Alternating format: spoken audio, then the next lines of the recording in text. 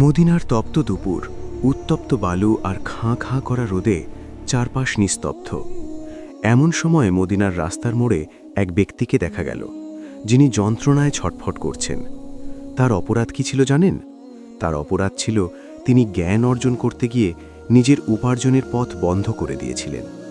তিনি আমাদের সবার প্রিয় সাহাবী আবু হুরায়রা রাদিয়াল্লাহু। আজ আমরা এমন এক সত্য ঘটনা শুনব যা আপনার চোখে পানি আনবে, আবার আমাদের প্রিয় নবীর প্রতি ভালোবাসায় বুক ভরে দেবে। পুরো ঘটনাটি শুনতে আমাদের সাথে শেষ পর্যন্ত থাকুন। আবু হুরায়রা রাদিয়াল্লাহু আনহু ছিলেন আসহাবে সুফফার সদস্য। তাদের না ছিল ঘর, না ছিল খাবার। একদিন ক্ষুধার জ্বালা সইতে না পেরে তিনি তার পেটে একটি ভারী পাথর বাঁধলেন, যাতে সোজা হয়ে দাঁড়িয়ে থাকতে পারেন। তিনি মদিনার সেই রাস্তায় গিয়ে বসলেন যেখান দিয়ে বড় বড় সাহাবীরা যাতায়াত করেন। তিনি ভাবলেন, কেউ যদি তাকে একটি কুরআনের আয়াত বুঝিয়ে দেওয়ার বাহানায় নিজের ঘরে নিয়ে এক লোকমা খাবার খেতে দেয়। প্রথমে আসলেন হযরত আবু বকর রাদিয়াল্লাহু আনহু। আবু হুরায়রা তাকে একটি আয়াত জিজ্ঞেস করলেন, যা তিনি আগে থেকেই জানতেন। কিন্তু আবু বকর রাদিয়াল্লাহু আনহু আয়াত বুঝিয়ে দিয়ে চলে গেলেন। তিনি আবু হুরায়রার চোখের ক্ষুধা পড়তে পারলেন না। আবু হুরায়রা মনে মনে বললেন, হায়, তিনি যদি আমার অন্তরের অবস্থা বুঝতেন। খানিক পর আসলেন হযরত উমর রাদিয়াল্লাহ।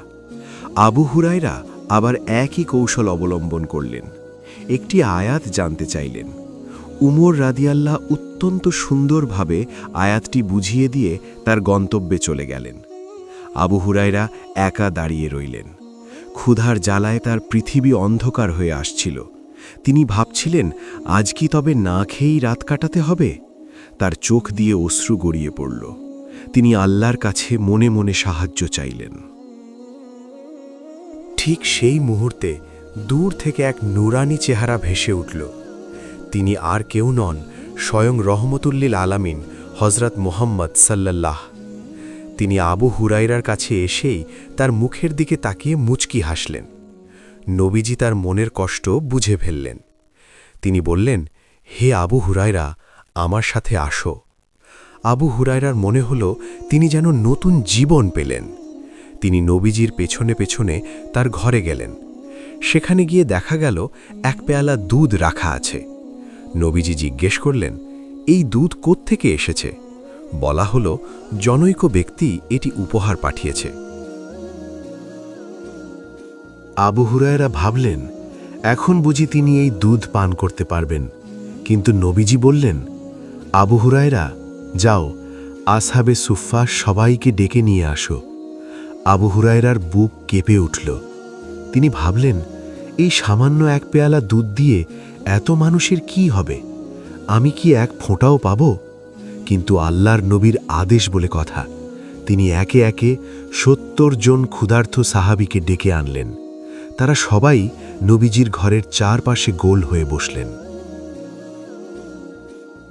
এবার শুরু হলো ইতিহাসের এক বিরল মুজিজা। নবীজি পেয়ালাটি আবু হুরায়রার হাতে দিলেন এবং বললেন, সবাইকে পান করাও। আবু হুরায়রা এক একজনের হাতে পেয়ালা দিচ্ছেন, তারা তৃপ্তি ভরে পান করছেন। কিন্তু আশ্চর্যের বিষয়, পেয়ালার দুধ একটুও কমছে না।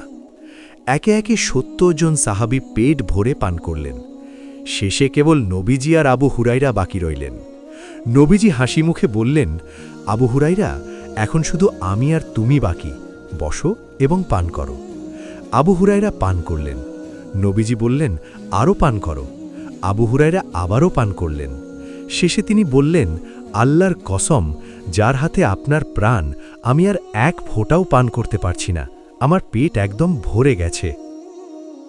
নবীজি তখন অবশিষ্ট দুধটুকু নিজে পান করলেন এবং আল্লাহর শুকরিয়া আদায় করলেন। প্রিয় দর্শক, এই ঘটনা আমাদের শেখায় যে ধৈর্যের ফল সবসময় মিষ্টি হয়। সাহাবীরা দিনের জন্য যে কষ্ট করেছেন, তার সামান্যতম আমরা আজ করতে পারি না। এই রমজানে আমাদের শপথ হোক, আমরা যেন অভাবী মানুষের দুঃখ বুঝি। ভিডিওটি ভালো লাগলে শেয়ার করে এই ঈমানি বার্তা ছড়িয়ে দিন। আপনার মতামত কমেন্টে জানান। আল্লাহ আমাদের সবাইকে কবুল করুন। আমিন।